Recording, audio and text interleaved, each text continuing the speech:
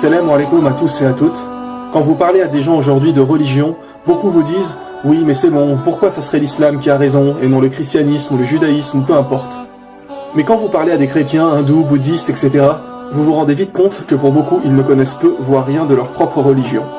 Car s'ils avaient vraiment étudié, ils deviendraient eux-mêmes musulmans. Pourquoi ? Parce que toutes les religions et tous les prophètes ont annoncé la venue de Mohammed sallallahu alayhi wa sallam pour établir la vraie religion de Dieu sur terre. L'islam, la religion finale. La religion finale. La religion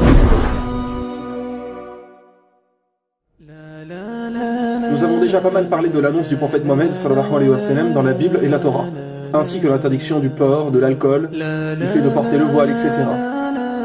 Il est dit dans la Bible qu'une femme doit prier voilée, ou sinon qu'on lui rase les cheveux, et donc qu'il n'est pas convenable pour une femme d'être sans voile, tout comme dans le Coran. Dans Corinthiens chapitre 11, dans les versets 5 et 6, il est dit « Toute femme au contraire qui prie ou qui prophétise la tête non voilée déshonore son Dieu, c'est comme si elle était rasée. Car si une femme n'est pas voilée, qu'elle se coupe aussi les cheveux. Or, s'il est honteux pour une femme d'avoir les cheveux coupés ou d'être rasée, qu'elle se voile. » Cela pour rappeler que Dieu nous a toujours envoyé une seule et même religion. Une seule et même religion. Une seule et même religion.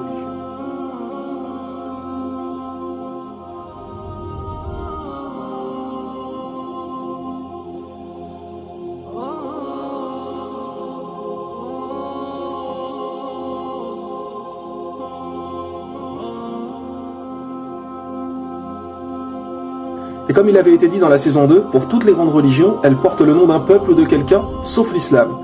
L'islam veut dire faire ce que Dieu nous demande, alors que les autres noms ont été inventés suite à quelqu'un généralement. Le christianisme pour Jésus-Christ. Donc quoi, avant Jésus, la religion de Dieu n'existait pas? Bien sûr que si, ce n'est que suite à Jésus qu'ils ont inventé le christianisme. Idem pour le judaïsme, le peuple de Judée, l'hindouisme. L'étymologie du mot hindou vient de hindou en langue persane, qui est une rivière qu'ils considèrent comme sacrée. Le nom fait en fait référence au peuple qui vit là-bas. Le bouddhisme avec Bouddha. Le prophète Bouddha, qui en réalité s'appelait Gautama, n'a été appelé Bouddha qu'après sa révélation. Car Bouddha veut dire recevoir une révélation, un éveil. Et aujourd'hui, tout le monde vénère des statues de Bouddha, alors que celui-ci n'a jamais réclamé la divinité. Gautama n'a jamais dit ça. Ce n'est qu'après sa mort que les gens ont commencé à lui vouer un culte. Et si vous étudiez vraiment sa vie et ses enseignements, vous ne verrez pas de différence entre l'islam et le bouddhisme.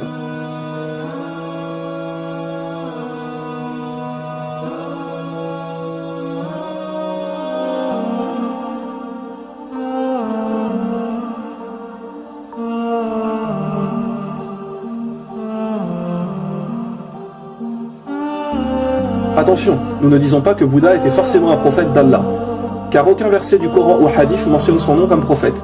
Et tant qu'il n'y a pas un texte du Coran ou un hadith pour confirmer quelque chose, nous ne pouvons être sûrs à 100%.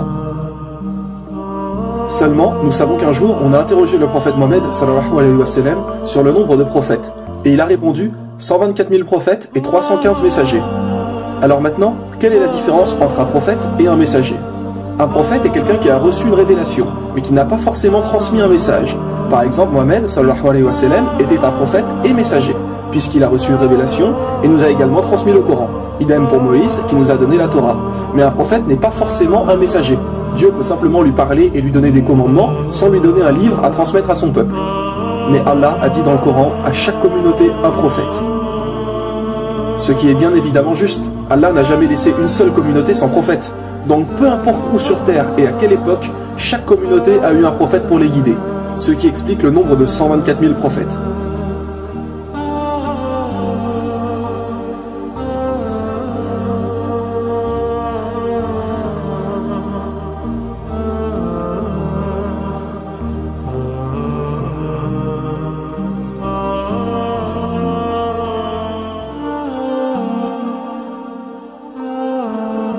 Donc, il est tout à fait possible que Bouddha était un prophète. Dans les livres hindous, il est également dit qu'il n'y a qu'un Dieu unique. Il est même dit dans leur livre sacré Svetasvatara, Upanishad, chapitre 4, verset 19, et également dans le Yajurved, chapitre 32, verset 3, Natasya Pratima Asti, qui veut dire « Pour Dieu, il n'y a pas de Pratima ». Pratima signifie image, représentation, idole, etc. Donc pour Dieu, il n'y a pas de représentation, d'idole, d'image, de statue, de photo ou peu importe. On ne représente pas Dieu. Ce n'est encore une fois que des inventions des humains de prier devant les statues et de vénérer des idoles, comme pour Jésus. Il est dit dans la Bible, Exode chapitre 20, versets 3 à 5, Tu n'auras pas d'autre Dieu devant ma face, tu ne feras point d'image taillée, ni de représentation quelconque des choses qui sont en haut dans les cieux, qui sont en bas sur la terre, et qui sont dans les eaux plus bas que la terre.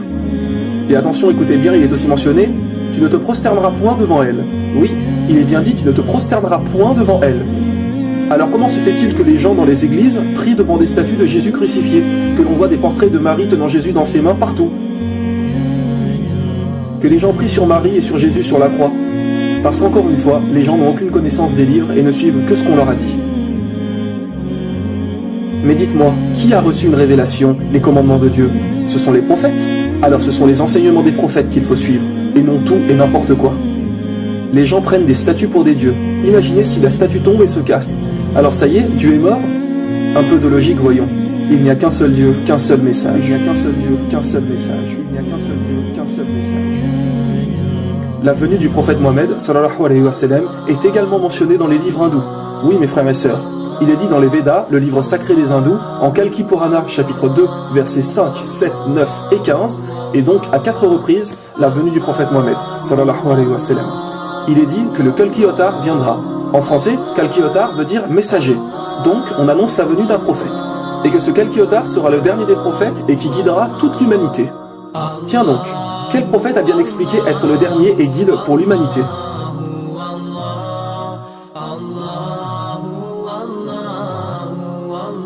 Il est dit que le nom du père de ce prophète serait Vishnuash, qui veut dire serviteur de Dieu. Bien évidemment, il parlait la langue hindoue. Mais si on le traduit en arabe, Vishnuash veut dire Abdallah. Et que veut dire Abdallah? Cela veut dire serviteur de Dieu. Et le père du prophète Mohammed s'appelait Abdallah. Il est également dit dans le livre des hindous que le nom de la mère de ce prophète est Sumati, qui veut dire en français paix et sérénité. Si on traduit Sumati en arabe, cela veut dire Amina. Et tiens donc, comme par hasard, comment s'appelait la mère du prophète Mohammed, sallallahu alayhi wa sallam? Elle s'appelait Amina.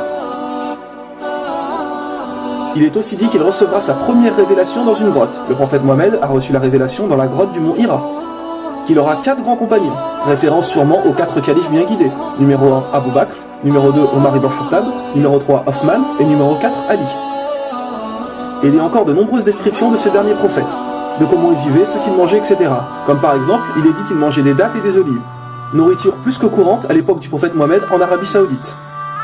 Il est dit que celui-ci sera né dans une noble et respectée dynastie de son pays, et nous savons qu'il est de la famille des dirigeants de la Mecque qui sont les Quraysh. Mais que faut-il de plus pour comprendre? Pour ceux qui disent que les hindous pensent que ce prophète annoncé n'est pas encore venu, sachez qu'il est mentionné que ce prophète mènera des batailles au sabre, à l'arc et qu'il aura des chevaux. Alors qu'à notre époque, les batailles sont plus avec des armes à feu, avions, chars, etc. Alors mes frères et sœurs, vraiment, que faut-il de plus pour comprendre? Mohammed sallallahu alayhi wa sallam a été annoncé, et il faut le suivre. Comme dit Jésus, il est celui qui vous guidera dans toute la vérité, dans toute la vérité, dans toute la vérité, dans toute la vérité. L'islam est la religion de Dieu, la religion originale, la religion finale, la religion finale.